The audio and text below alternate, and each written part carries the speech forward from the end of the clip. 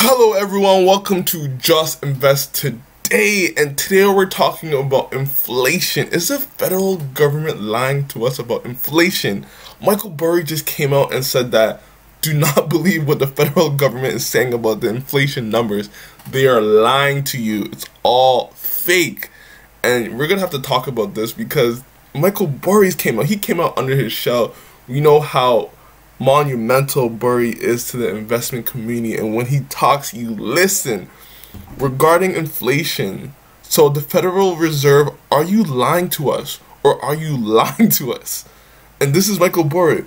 Powell used the gauge from the Dallas Fed that throws out the top 31% and the bottom 24% of personal consumption expenditure price changes and was bang on the Fed's 2% year-over-year target in July, the last available. And this is critical because when you look at the Federal Reserve's numbers, you have to understand this one thing, because they don't use a lot of metrics that should go into the actual the inflation numbers, like housing. We see housing pricing going crazy. What about school price, like school what about tuition? Like, do they put tuition? How about energy, power? Like, where is that in all the inflation numbers? It's not just about consumer spending sometimes. And that's like the main thing the Federal Reserve has their eyes on.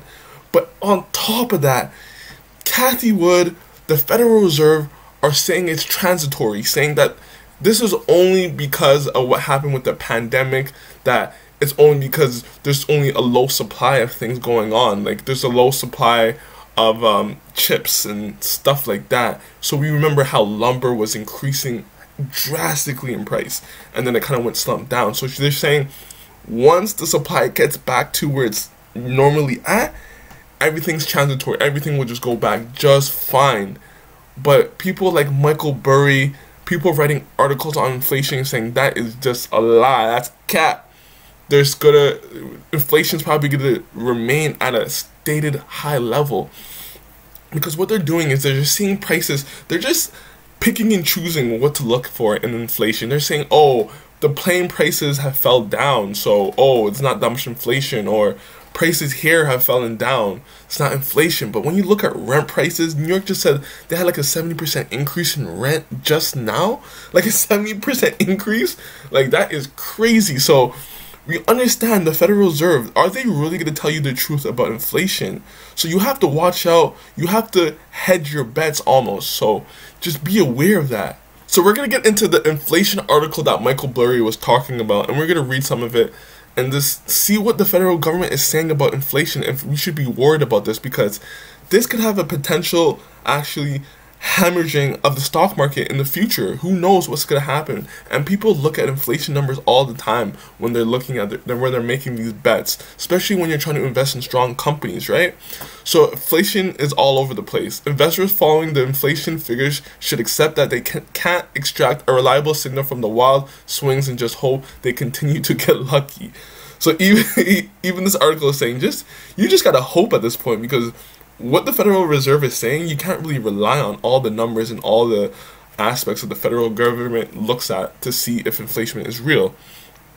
So it's always better to be lucky than right for the Federal Reserve in its view that high inflation is transitory.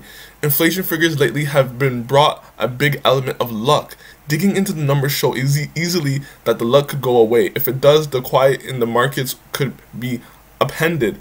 Closely watched core inflation, which excludes volatility. Food energy was up near 0.1% month on month in August, with inflation being the single most important indicator for investors at the moment. This looks like good news, but unfortunately it's way too optimistic reading. It was a fluke that inflation calmed in August, and it could equally well pick up again. For now, investors continue to think both that inflation is transitory and that it is less transitory than the Fed hopes. For the long term, break-even consumer price inflation from the Treasury mark for the 5 years starting in 5 years' time is at 2.2%, which would be well within the Fed's 2% target on the alternative PCE measure. And this is really crucial because Warren Buffett talked about this, Charlie Munger talked about this, is saying that, like, what he actually owns businesses, he actually owns these companies, he actually gets the results, like, quarterly. And he's saying that when you actually look into businesses, he sees inflation rising in all the businesses that he operates, like in consumer products, in lumber, in steel, metal, like businesses that he actually like works with and he actually understands. He sees that inflation is a really big thing going on right now. But the Fed, on the other hand, is saying it's only increasing by like 2%. So what the Fed is really looking at is not realistic. They're saying that anything that's just extreme prices, like how car companies and all the rental car companies and secondhand car companies, all the prices just went sky high. That's just a little bit. That's just transitory. That doesn't take it in effect what real inflation is. But how long? What if actually prices can stay higher than you really think? Is that really transitory? Like, what happens if prices really do stay that level? People are saying that the chips, they're not going to be regulated until like, or not going to go back in cycle until like, what, 2023, 2024? And what if prices just remain there? Who says that it can't happen? Anything can happen in this market. So the Fed is just trying to calm people down because they understand if inflation goes crazy, people are going to be so scared. They're going to be shitting themselves. And that's what Michael Burry is saying. He's just saying that what the Fed is really telling you is not true. And they're just trying to kind of make up numbers, trying to make it seem that everything is okay. So in the near term, investors rightly think there is a good chance of inflation staying high for the longer than the Fed expects. The option market puts a 39% chance of inflation coming in above 3% over the next 5 years, according to the calculations by the Minneapolis Fed about where it has been for months. And inflation swaps for the next 2 years are at 3%. We understand that there's so many intricate things coming in that can probably affect the inflation rate. The domestic policies, geopolitical, demographics, all that interesting things. The Fed's balance sheet expanding. There's so many things that can affect inflation. We don't know where it's going to head, what it's going to do. But you have to be prepared. And that's all about buying companies with good pricing power. So if prices raise or anything happens, companies that understand inflation and that have pricing power are able to raise price. So inflation won't harm them, won't kill their companies. So make sure you have those companies with competitive advantage that are able to do that, because we don't know exactly where the inflation rate is. We can't trust the Fed to give us an accurate prediction. So just be cautious, just understand the potential for these things coming into play when it comes to the market, when it comes to an economic crisis.